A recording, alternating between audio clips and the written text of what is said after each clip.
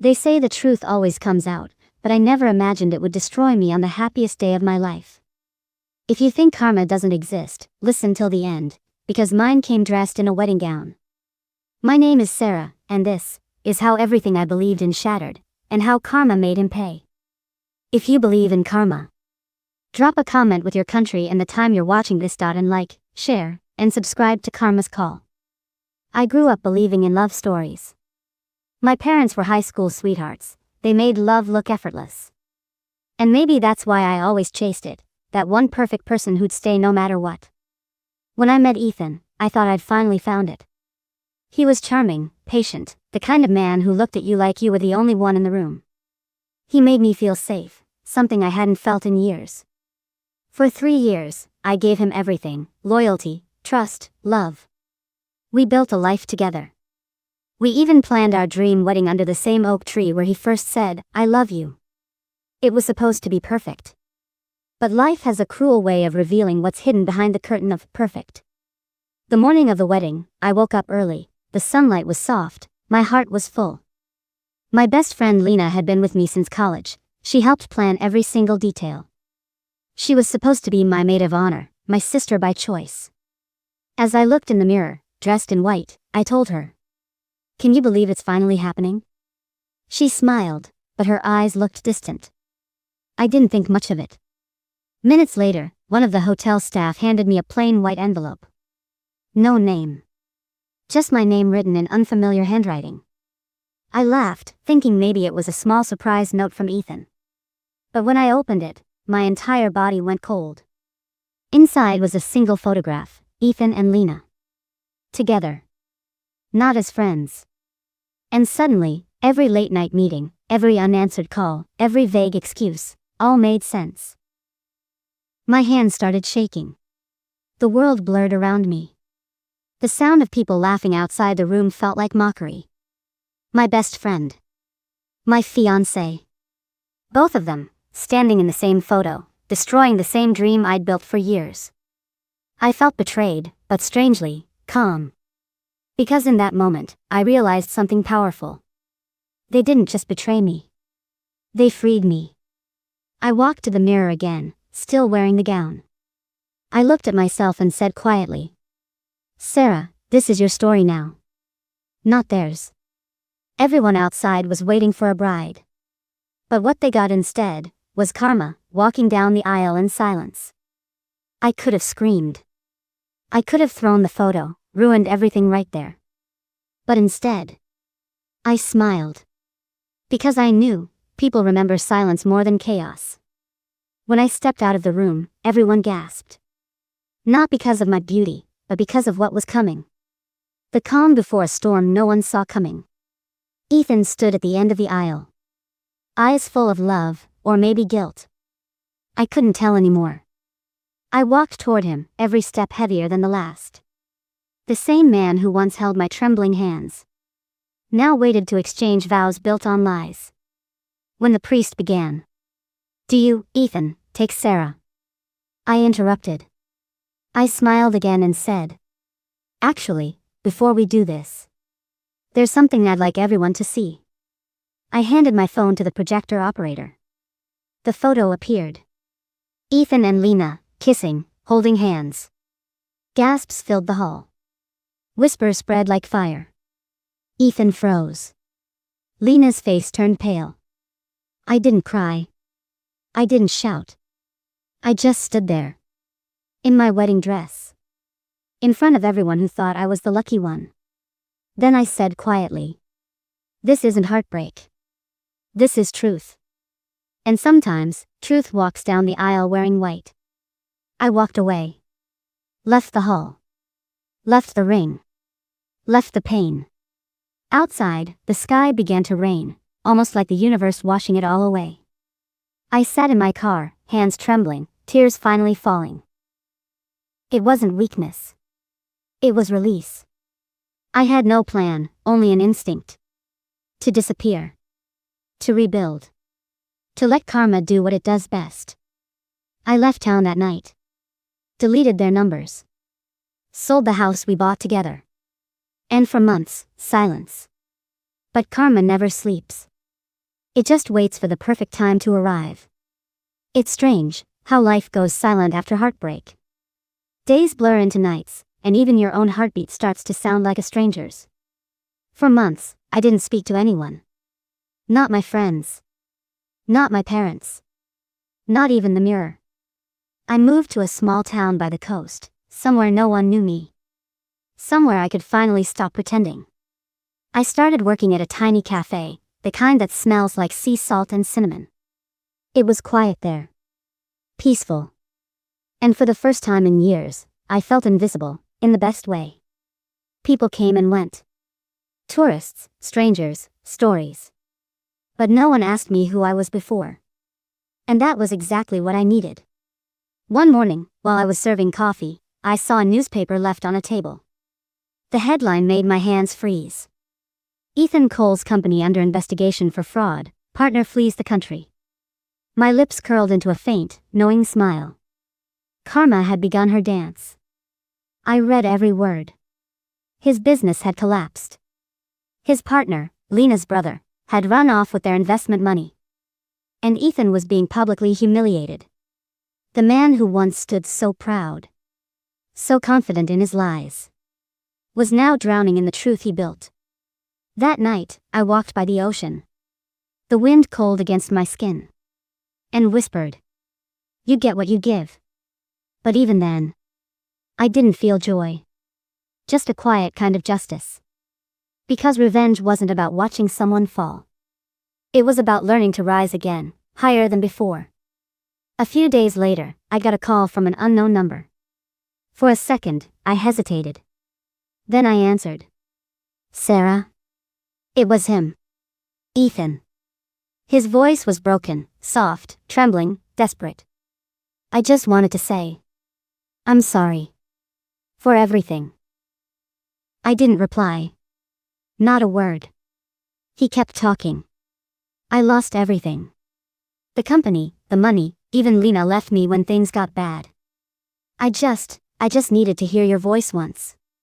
For a moment, my silence became heavier than his regret. Then I finally said, "You didn't lose everything, Ethan. You just lost the lies. And that's what you built your world on."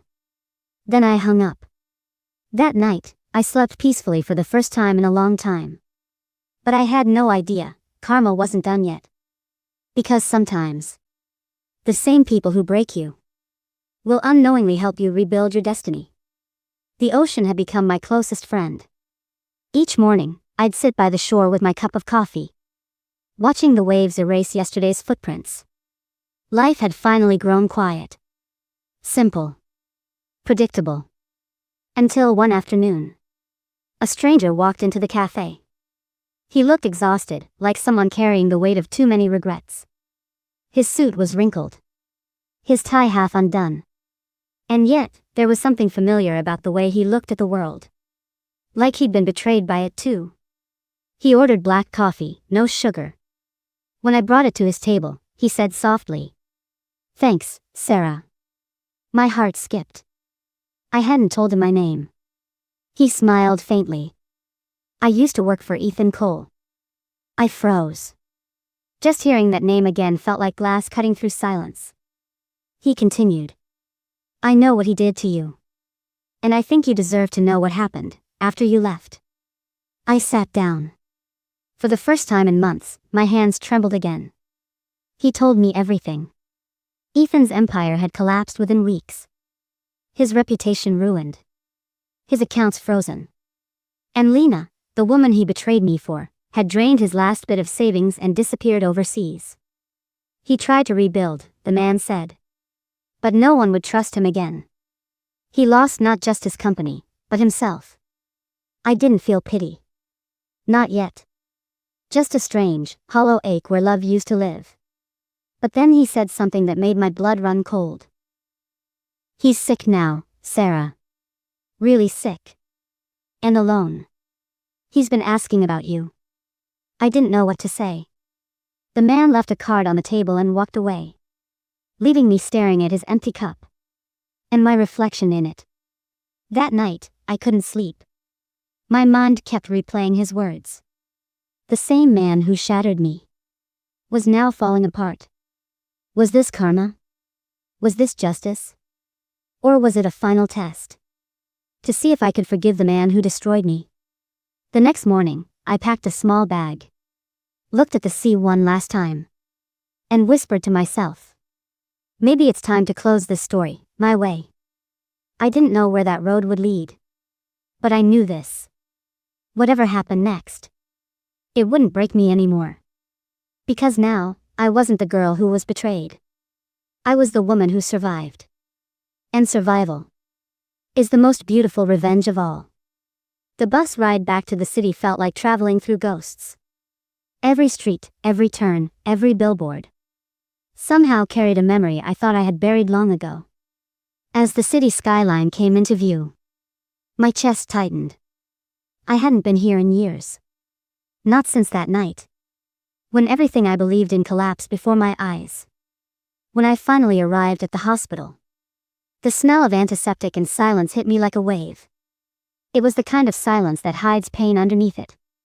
The receptionist looked up. "Room 207, she said quietly. "He's been asking for you."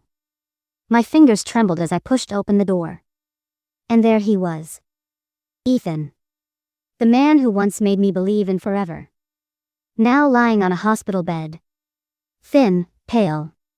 His eyes sunken but still sharp enough to recognize me instantly. For a moment, neither of us spoke. The air felt heavy. Like every unspoken word between us was hanging right there, filling the space with tension and regret. "Sarah," he whispered, his voice barely audible. "I didn't think you'd come." I wanted to say 1,000 things. I wanted to scream. To ask why. To make him feel every ounce of pain he caused me. But instead, I just stood there. Quiet.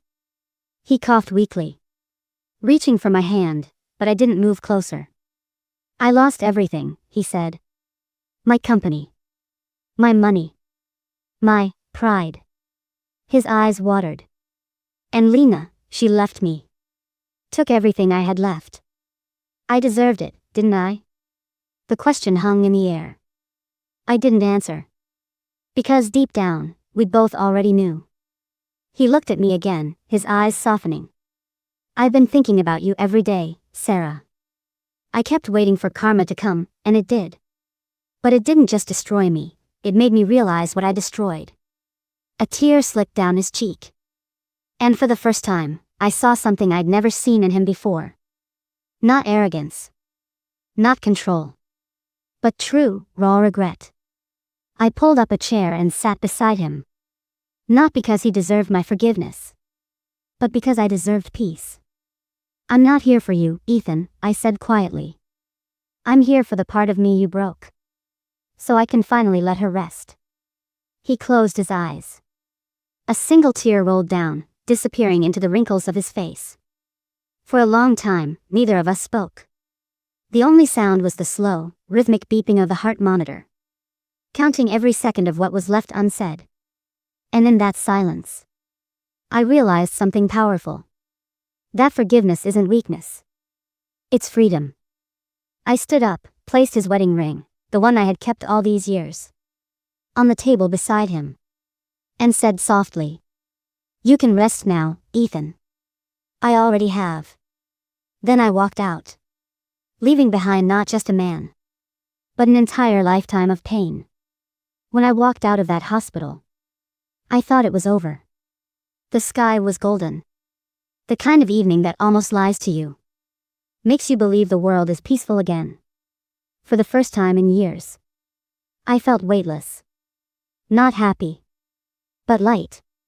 I took a deep breath and whispered to myself, "It's done." But karma, it never really ends where you expect it to. A week later, I received a letter. No name. No return address. Just my name, written in handwriting I almost recognized. I hesitated before opening it. Something about it felt heavy.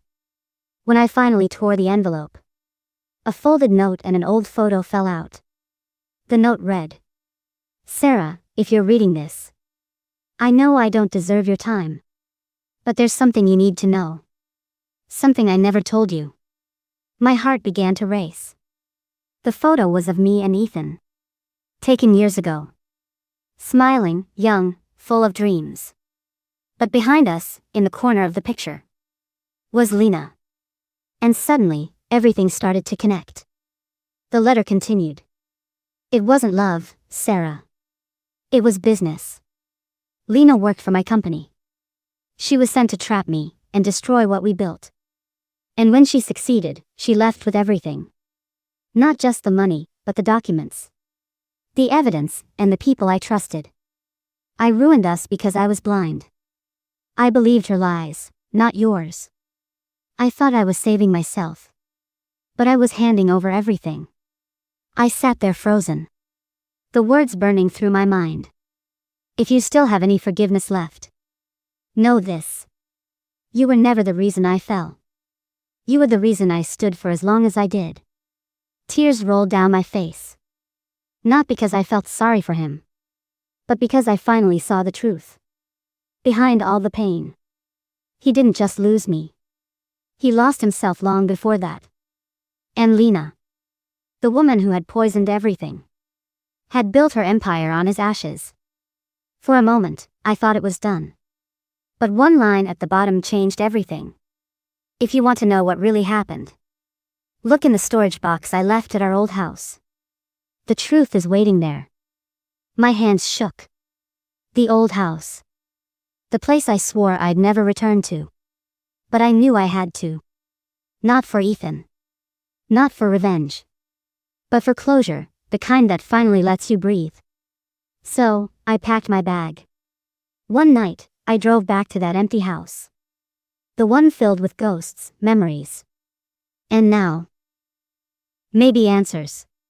The air was thick with silence when I stepped inside. Dust floated through the beams of moonlight. The smell of time. Old wood, old love, old lies. And there, in the corner of the living room, was a small wooden box. The same box Ethan once said held our future. I knelt down, opened it slowly. And what I found inside was something that would change everything I thought I knew. Not just about Ethan and Lena, but about myself. The wooden box creaked open. And for a moment, I just stared. Inside were letters. Dozens of them. All addressed to me. Each one sealed, each dated. From the months after I had left. I took the first one and opened it. The handwriting was shaky but familiar. Ethan's. Sarah. If you're reading this, you've already moved on. And that's good. You deserve peace. But I can't leave this world without telling you the truth. I felt my throat tighten. The room seemed smaller. The air heavier with every word I read. Lena wasn't just someone I loved. She was someone sent to destroy me. She worked with my business partner, the one who envied everything we built. They planned it together. My downfall. The affair. Everything. My heart pounded in my chest. When you found out, I thought you'd ruin me, but you walked away. That silence hurt more than any scream. You didn't just break my ego. You killed the man I had become. And in that silence, I finally heard myself. The version of me you fell in love with. The one I lost somewhere between money and pride. Tears blurred the ink. My hands trembled as I turned to the next letter. After you left, I went looking for Lena. I found her, not in love, not in guilt, but in luxury. She had taken my money, my company, and laughed when she saw me fall. I could almost hear his voice shaking as I read the next lines. But karma doesn't forget. The same people she used turned on her too. The empire she built on lies crumbled. And the last thing she lost was herself. I sat there in silence. The box still open. Letters scattered around me like pieces of a life I didn't recognize anymore. And then, at the bottom, a small envelope, unmarked. I opened it. Inside was a single photograph. It was of me, standing in front of my art gallery years ago, smiling. On the back, one line written in Ethan's handwriting. You were always the masterpiece, Sarah. I was just too blind to see it. That was the moment I broke. Not in anger. Not in grief. But in something deeper, forgiveness. Because for the first time, I realized karma hadn't just punished Ethan. It had healed me. It gave me back my strength, my voice, and my heart. Not through revenge, but through truth. I gathered the letters, put them back in the box, and whispered, "Thank you for finally letting me go." When I stepped outside, the first light of dawn touched the horizon. The same sun that once rose over my wedding day. Now rising over my freedom, the sun was rising when I stepped out of that house. For the first time in years, the world didn't feel heavy. The wind was soft, the light gentle. As if the universe itself was whispering, "It's over." I drove back to the city in silence. No music, no thoughts. Just a quiet kind of calm that sits deep inside your soul. After a storm finally passes.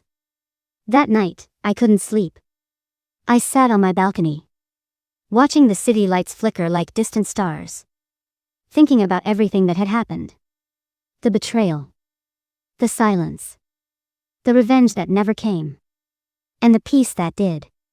For so long, I thought karma was about punishment. About watching people who hurt you fall apart. But now I understood. Karma isn't about destruction. It's about balance. It gives you what you need to grow, even if it breaks you first. Days turned into weeks. And I began to paint again. At first, it was just colors. Shades of grief, rage, forgiveness. But slowly, those colors became stories. My stories. I started an exhibition. Shattered Reflections. Every painting told a chapter of my life.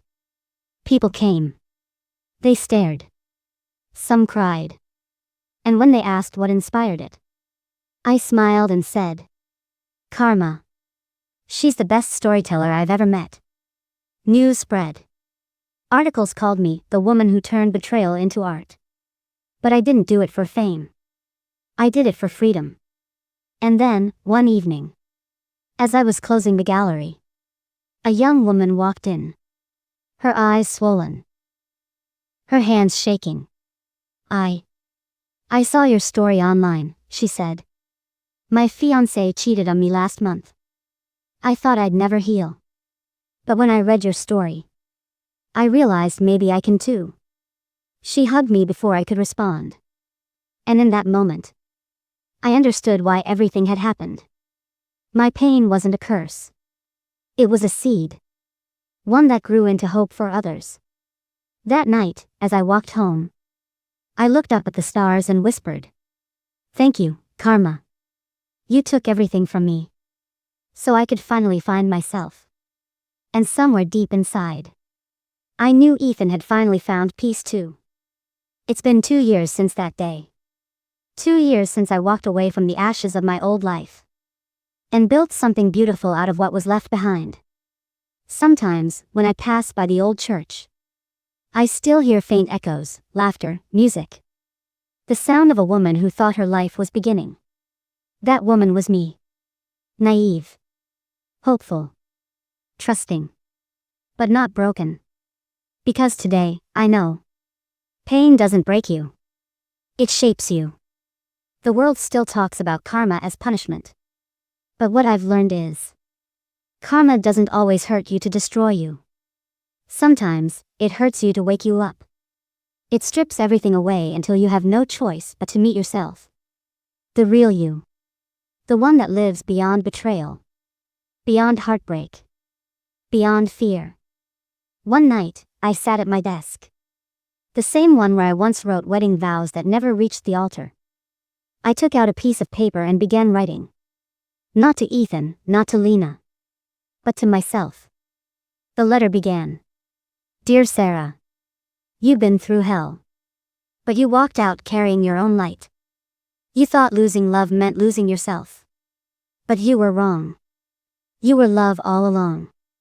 I paused, smiling through tears. Then I wrote. "You don't owe anyone revenge. You don't owe anyone your pain. You owe yourself peace. As I sealed the letter, a strange calm filled the room. Like the end of a long storm. When the clouds finally clear. And you can see the sky again. I walked outside. And the night air greeted me softly. Above me, the stars shimmered. Distant, silent witnesses to everything I had survived. I looked up and whispered. This is my closure. Because forgiveness wasn't about forgetting what happened. It was about remembering who I became because of it. And as I walked home under the starlight, I realized. Karma didn't take my happiness away. It just redirected it.